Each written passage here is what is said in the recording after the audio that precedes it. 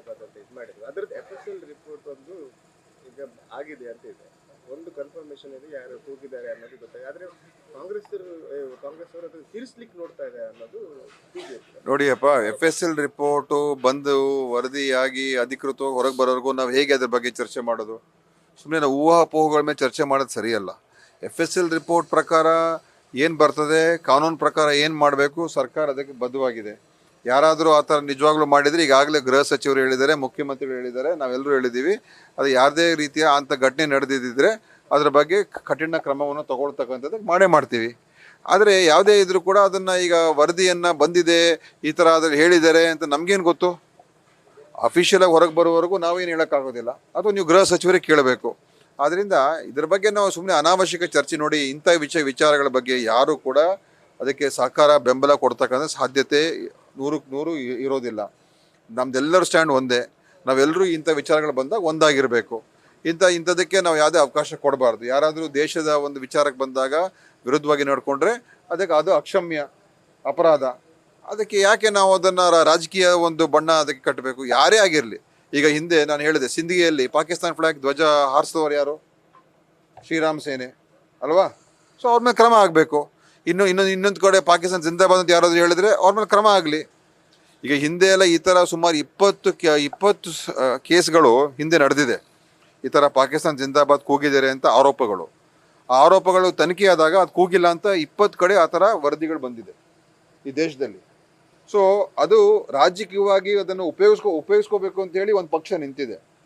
ಇದು ರಾಜಕೀಯ ಮಾಡೋಂಥ ಅವಶ್ಯಕತೆ ಇಲ್ಲ. ರಾಜಕೀಯ ಬಳಕೆ ಮಾಡ್ಕೊಳ್ತಕ್ಕಂಥದ್ದನ್ನು ಕೂಡ ಹೋಗುವಂಥದ್ದು ಕೂಡ ಸರಿಯಲ್ಲ. ಏನೇ ತಪ್ಪಾಗಿದ್ರೆ ಕ್ರಮ ಆಗಬೇಕು. ಅದ್ರ ಬಗ್ಗೆ ನಾವು ಯಾರು ಕೂಡ ಅದರ ಪರ ಇಲ್ಲ. ಈಗ ಬಿಜೆಪಿಯವರು ಹೇಳ್ತಾ ಇರೋದು ಇದನ್ನ ತಿರ್ಸ್ಲಿಕ್ಕೆ, ಈ ವರದಿಯನ್ನೇ ತಿರ್ಸ್ಲಿಕ್ಕೆ ಕಾಂಗ್ರೆಸ್ ಮುಂದಾಗ್ತದೆ. ನೋಡ್ರಿ, ಇದೆಲ್ಲ ಬಿಜೆಪಿಯವರು ಬರೀ ಇದೇ ಕೆಲಸ ಆಗಿದೆ. ನನಗೆ ಗೊತ್ತಿಲ್ಲಪ್ಪ ಯಾಕೆ ಬಿಜೆಪಿಯವರಿಗೆ ಇದು ಬಿಟ್ಟು ರಾಜ್ಯಕ್ಕಾಗಿರುವಂಥ ಅನ್ಯಾಯಗಳ ಬಗ್ಗೆ, ರಾಜ್ಯದ ಆಗ್ತಾ ತೊಂದರೆಗಳ ಬಗ್ಗೆ, ಬರಗಾಲಕ್ಕೆ ಇನ್ನೂ ₹1 ಬಿಡುಗಾಸು ಕೊಟ್ಟಿಲ್ಲ ಕೇಂದ್ರ ಸರ್ಕಾರ. ಎಷ್ಟು ಲಕ್ಷಾಂತರ ಜನರ ರೈತರಿಗೆ ತೊಂದರೆ ಆಗಿದೆ, ಅದರ ಬಗ್ಗೆ ಅವ್ರಿಗೆ ಗಮನ ಇಲ್ಲ. ಇದ್ರ ಮೇಲೆ ಗಮನ ಅವ್ರಿಗೆ. ಈಗ ಬೇರೆ ಬೇರೆ ದೇಶದಲ್ಲಿ ಅನೇಕ ಕಡೆ ಘಟನೆಗಳು ನಡೆದುಂಟು. ಮಣಿಪುರ್ ಘಟನೆಗಳಾಯಿತು, ಜಮ್ಮು ಕಾಶ್ಮೀರ ಘಟನೆಗಳು ಆಗ್ತಾನೆ ಇರ್ತದೆ. ಆಯ್ತಾ? ಇದು ಯಾರು ಇದ್ರ ಪರ ಇಲ್ಲ. ನಾವಂತೂ ಇದ್ರ ಖಂಡಿತವಾಗಿಯೂ ಬಿಜೆಪಿ ನಮಗೆ ಹೇಳ್ಕೊಡ್ಬೇಕಾಗಿಲ್ಲ. ಯಾರು ಆ ಥರ ಮಾಡಿದರೆ ಖಂಡಿತ ಕ್ರಮ ಆಗುತ್ತೆ. ಆದರೆ ಸರಿಯಾದ ವರದಿ ಬರಲಿ, ರಿಪೋರ್ಟ್ ಬರಲಿ. ಈಗ ಯಾರು ಅದ್ರಲ್ಲಿ ತಪ್ಪಿತಸ್ಥರಂಥ ಒಂದು ಆರೋಪ ಇದೆ, ಅವ್ರನ್ನ ಈಗಾಗಲೇ ಅರೆಸ್ಟ್ ಮಾಡಿದ್ದೀವಿ, ಅರೆಸ್ಟ್ ಆಗಿದ್ದಾರೆ. ಆಯಿತಾ? ಎವಿಡೆನ್ಸ್ ಮೇಲೆ ನಾಳೆ ಕೋರ್ಟ್ ಶಿಕ್ಷೆ ಕೊಡಬೇಕಾಗುತ್ತೆ. ನಾನು ಕೊಡೋಕ್ಕಾಗಲ್ಲ, ನೀವು ಕೊಡೋಕ್ಕಾಗಲ್ಲ, ಬೇರೆ ಯಾರು ಕೊಡೋಕ್ಕಾಗಲ್ಲ. ಕೋರ್ಟ್ ಮುಖಾಂತರ ಶಿಕ್ಷೆ ಆಗಬೇಕು. ಸೊ ಪೊಲೀಸವರು ತನಿಖೆಯನ್ನು ನಿಷ್ಪಕ್ಷಪಾತವಾಗಿ ಖಂಡಿತವಾಗಿ ಮಾಡ್ತಾರೆ. ಇದರಲ್ಲಿ ಬೆಂಗಳೂರಲ್ಲಿ ಬ್ಲಾಸ್ಟ್ ಬ್ಲಾಸ್ಟ್ಗಳಾಗಿದ್ದಾವೆ, ಆದರೆ ಲೋ ಇಂಟೆನ್ಸಿಟಿ ಬ್ಲಾಸ್ಟ್ಗಳು. ಆದರೆ ಬಿಜೆಪಿಯವರ ಒಂದು ಆರೋಪ ಅಂದರೆ ಯಾವಾಗ ಪಾಕ್ ಪರ ಘೋಷಣೆ ಕೂಗಿದ ನಂತರ ಈ ಬ್ಲಾಸ್ಟ್ ಆಗುತ್ತೆ. ನೋಡಿ ಇದಕ್ಕೆ ನಾನು ಹೇಳದ್ನಲ್ಲ, ಈಗ ಅದ್ರ ಬಗ್ಗೆ ಮುಖ್ಯಮಂತ್ರಿಗಳು, ಗೃಹ ಸಚಿವರು, ಉಪಮುಖ್ಯಮಂತ್ರಿ ಎಲ್ಲರೂ ಭೇಟಿ ಹೋಗಿದ್ದಾರೆ, ಸ್ಥಳಕ್ಕೆ ಹೋಗಿದ್ದಾರೆ, ನೋಡಿದ್ದಾರೆ. ಪೊಲೀಸರು ಅದರ ಬಗ್ಗೆ ಸಂಪೂರ್ಣ ತನಿಖೆ ಮಾಡ್ತಿದ್ದಾರೆ. ಉದ್ದೇಶ ಏನು, ಯಾರು ಮಾಡಿದ್ರು, ಯಾವ ಕಾರಣಕ್ಕೋಸ್ಕರ ಮಾಡಿದ್ರು, ಇದರ ಹಿನ್ನೆಲೆ ಯಾರು, ಎಲ್ಲ ತಿಳ್ಕೊಂಡು ಅದರ ಮೇಲೆ ಕ್ರಮ ಆಗಲೇಬೇಕು ಅಲ್ವಾ? ಈಗ ಅದರ ಬಗ್ಗೆ ನಾನು ಇನ್ನೇನು ವಿಶ್ಲೇಷಣೆ ಮಾಡೋಕ್ಕೆ ಹೋಗಲ್ಲ. ಇದಕ್ಕೆ ಯಾರಾದರೂ ಬೆಂಬಲ ಕೊಡೋಕ್ಕೆ ಸಾಧ್ಯ ಇದೆಯಾ? ಬೆಂಬಲ ಕೊಡೋಕ್ಕೆ ಸಾಧ್ಯ ಇದೆ ಹೇಳಿ? ಬೆಂಬಲ ಕೊಡೋಕ್ಕೆ ಸಾಧ್ಯನೇ ಇಲ್ಲ. ಆದ್ದರಿಂದ ಇದನ್ನು ನಾವು ಖಂಡಿತವಾಗಿಯೂ ಏನು ಕಾನೂನು ಪ್ರಕಾರ ಕ್ರಮ ತಗೊಳ್ಳೋಣ. ಇಂಥ ಘಟನೆಗಳಾದಾಗ ನಾವೆಲ್ಲರೂ ಇದನ್ನು ಒಂದಾಗಿ ಎದುರಿಸಬೇಕು. ಇದನ್ನು ನಾವು ಬೇರೆ ರೀತಿಯಲ್ಲಿ ಅದನ್ನು ಪ್ರಚೋದನೆ ಮಾಡುವಂಥ ಅವಶ್ಯಕತೆ ಏನಿಲ್ಲ. ಆ ಕಾರಣದಿಂದ ಈ ಘಟನೆಗೆ ಯಾರು ಕಾರಣ, ಇದಕ್ಕೆ ಮುಖ್ಯ ಕಾರಣಕರ್ತರು ಯಾರು, ಇದರ ಖಂಡಿತವಾಗಿಯೂ ಕಾನೂನು ಪ್ರಕಾರ ಕ್ರಮಗಳು ತಗೊಳ್ತಕ್ಕಂಥದ್ದಕ್ಕೆ ನಮ್ಮ ಸರ್ಕಾರ ಹಿಂದೆ ಮುಂದೆ ನೋಡೋದಿಲ್ಲ. ಯಾಕೆ ಬೇರೆ ಹಿಂದಿನ ಸರ್ಕಾರಗಳಿದ್ದಾಗಲೂ ಕೂಡ ಅನೇಕ ಘಟನೆಗಳು ನಡೆದಿದೆ ಅಲ್ವಾ? ಮೋದಿಯವ್ರ ಸರ್ಕಾರ ಇದ್ದಾಗಲೂ ಎಷ್ಟು ಘಟನೆಗಳ, ಪುಲ್ವಾಮಾ ಯಾರ ಸರ್ಕಾರ ಇತ್ತು? 40 ಜನ ಯೋಧರು 150 kg RDX ತೊಗೊಂಡೋಗಿ, ಅದು ಆರ್ಮಿ ಇರುವಂಥ ಭದ್ರತಾ ಸ್ಥಳದಲ್ಲಿ 150 kg RDX ಎಲ್ಲಿಂದ ಹೋಯಿತು? ಯಾರ ಸರ್ಕಾರ ಇತ್ತು? ಯಾರ ಆಡಳಿತ ಅವಾಗ ಜಮ್ಮು ಕಾಶ್ಮೀರಲ್ಲಿತ್ತು? ಕೇಂದ್ರದ ಆಡಳಿತ ಇತ್ತು ಅವಾಗ ಅಲ್ವಾ? ಸೊ ಅದಕ್ಕೆ ನಾನು ಹೇಳುವಂಥದ್ದು, ನಾನು ಊಹಾಪೋಹ ಹೋಗಲ್ಲ. ಸುಮ್ಮನೆ ನಾವು ಪ್ರಚೋದನೆ ಕೊಟ್ಟು ನಾವು ಜವಾಬ್ದಾರಿ ಸ್ಥಾನದಲ್ಲಿದ್ದಾಗ ನಾವು ಏನೇನೋ ಹೇಳೋಕ್ಕೆ ಹೋಗಬಾರ್ದು. ಇದು ಯಾರೋ ಮಾಡಿದ್ದಾರೆ, ಇದರ ಹಿನ್ನೆಲೆ ಏನು, ಯಾರು ಮಾಡಿಸಿದ್ರು. ಈಗ ಹಿಂದೆ ಹೇಳಿದ್ನಲ್ಲ, ಪಾಕಿಸ್ತಾನ ಫ್ಲಾಗನ್ನು ಹಾರಿಸಿದವರು ಶ್ರೀರಾಮ್ ಸೇನೆ. ಯಾಕೆ ಮಾಡಿದ್ರಾಗ? ಗಲಾಟೆ ಆಗಲಿ, ಗಲಭೆ ಆಗಲಿ, ಕೋಮು ವೈಷಮ್ಯ ಬೆಳಿಲಿ ಅಂತಲೇ ಮಾಡಿದ್ರು ಅವರು. ಆದರೆ ಅದನ್ನು ನೇರವಾಗಿ ಮುಸಲ್ಮಾನರ ಮೇಲೇ ಅದನ್ನು ಆರೋಪ ಬರೋ ಥರ ಅವರ ಉದ್ದೇಶ ಇತ್ತು. ಅದು ಅವರೇ ಸಿಕ್ಬಿದ್ರು. ಸೊ ಈ ದೇಶದಲ್ಲಿ ಏನೇನಾಗುತ್ತೆ ನಾವು ಹೇಳಕ್ಕೆ ಬರೋದಿಲ್ಲ.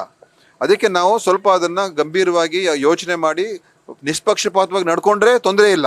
ನಾವು ಯಾವಾಗ ಪಕ್ಷಪಾತ ಮಾಡೋಕ್ಕೆ ಹೋಗ್ತೀವಿ, ಏನೋ ಯಾರನ್ನೋ ಓಲೈಸಕ್ಕೆ ಹೋಗ್ತೀವಿ, ಯಾರೋ ಪರ ನಿಲ್ಲಕ್ಕೆ ಹೋಗ್ತೀವಿ, ಆವಾಗಲೂ ತೊಂದರೆ ಆಗೋದು. ಇದ್ರ ಬಗ್ಗೆ ಯಾರಿಗೂ ಕೂಡ ರಕ್ಷಣೆ ಮಾಡುವಂಥ 1% 0.0% ಇಲ್ಲ. ಅದು ಎವಿಡೆನ್ಸ್ ಮೇಲೆ ತಾನೇ ಪೊಲೀಸರು ತನಿಖೆ ಮಾಡ್ತಾ ಇದ್ದಾರೆ. ಅದು ಎಲ್ಲ CCTV ಬೇರೆ ಬೇರೆ ಎಲ್ಲ ನೋಡಿ ಯಾರನ್ನ ಸಿಕ್ಬಿದ್ರೆ ಅವನು ಹಿಡಿದಾಕ್ತಾರೆ.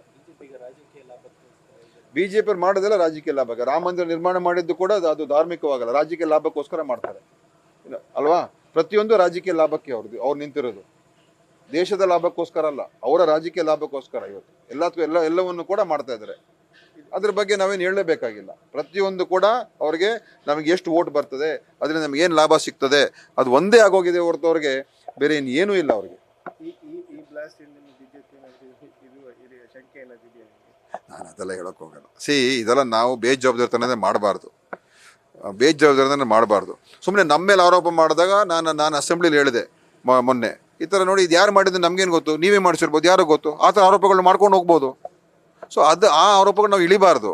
ಇದು ಏನಾದರೂ ಇನ್ವೆಸ್ಟಿಗೇಷನಲ್ಲಿ ಕೊರತೆ ಆದರೆ ನಮಗೆ, ಈಗ ನಾನು ಹೇಳಿದೆ ಪುಲ್ವಾಮಲ್ಲಿ ಇದುವರೆಗೂ ಕೂಡ ನಮ್ಗೆ ಗೊತ್ತಾಗಿಲ್ಲ ಯಾಕೆ ಸೆಕ್ಯೂರಿಟಿ ಫೇಲಿಯರ್ ಹೆಂಗಾಯಿತು, ಒಂದು ವರದಿನೂ ಕೂಡ ಬಂದಿಲ್ಲ. ಅಷ್ಟು ದೊಡ್ಡ ಪ್ರಮಾಣದ ಘಟನೆ ನಮ್ಮ ದೇಶದಲ್ಲಿ ನಡೆದಿಲ್ಲ. ಆ ಥರ ಘಟನೆ ಆದಾಗ ಅದರ ವೈಫಲ್ಯ ಏನು ಕಾರಣ ಅಂತ ಹೇಳಿ ಇದುವರೆಗೂ ಕೂಡ ಅದ್ರ ಬಗ್ಗೆ ಒಂದು ನಡೆದಿಲ್ಲ, ತನಿಖೆನೇ ನಡೆದಿಲ್ಲ. ಇದರಲ್ಲೂ ಕಾಂಗ್ರೆಸ್ ಬಿಜೆಪಿ ಅವರು ಹೇಳ್ತಾರೆ ಇದು ಕೂಡ ಇಂಟೆಲಿಜೆನ್ಸ್ ಫೇಲಿಯರ್.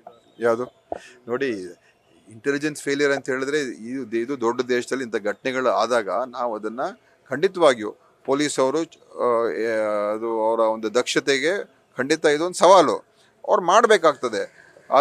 ಈಗ ತನಿಖೆಯಲ್ಲಿ ಏನು ಉದ್ದೇಶ ಏನು, ಈಗ BJP ಸರ್ಕಾರ ಇದ್ದಾಗಲೇ ಅಲ್ಲಿ ಇದರಲ್ಲೆಲ್ಲ ಘಟನೆಗಳಾಯಿತು. ಎಲ್ಲಿ ಪುಲ್ಕೇಶಿ ನಗರದಲ್ಲಿ ಅವರಿದ್ದಾಗಲೇ ತಾನೇ ಆಯ್ತಲ್ಲ, ಅವಾಗ ಅವ್ರ ಫೇಲಿಯರ್ ಅಲ್ವಾ ಅದು?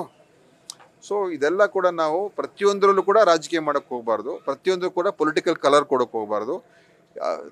ಏನು ನಡೆದಿದೆ ಅಂತ ಸ್ಪಷ್ಟವಾಗಿ ತಿಳ್ಕೊಂಡು, ಯಾಕಂದ್ರೆ ಇವತ್ತು ಸೋಷಿಯಲ್ ಮೀಡಿಯಾ ಹೆಂಗಾಗಿದೆ ಅಂತ ಹೇಳಿದ್ರೆ ಅವತ್ತು ಏನು ಸುದ್ದಿ ಇದೆ ಅದೇ ನಿಜಾಂಶ ಅಂತ ತಿಳ್ಕೊಂಬಿಡ್ತಾರೆ.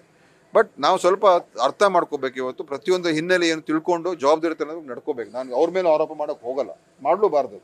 Till unless concrete evidence is there, ಅಲ್ಲಿವರೆಗೂ ಮಾತಾಡಬಾರ್ದು. ಫಸ್ಟ್ ಲಿಸ್ಟು ನಾವಿನ್ನೂ ಎಲೆಕ್ಷನ್ ಕಮಿಟಿ ಮೀಟಿಂಗ್ ನಡೆದಿಲ್ಲ, ಬರೀ ಸ್ಕ್ರೀನಿಂಗ್ ಕಮಿಟಿಗಳು ಮಾಡಿದ್ದಾರೆ. ಬಹುಶಃ ಈ ಮಾರ್ಚ್ ಮೊದಲನೇ ವಾರದಲ್ಲಿ ಮಾಡ್ತಾರೆ ಅಂತ ಇತ್ತು. ಸೊ ಈಗ ನೋಡ್ಬೇಕೀಗೆಲ್ಲ ಏನೇನು ತೀರ್ಮಾನ ಮಾಡ್ತಾರೆ.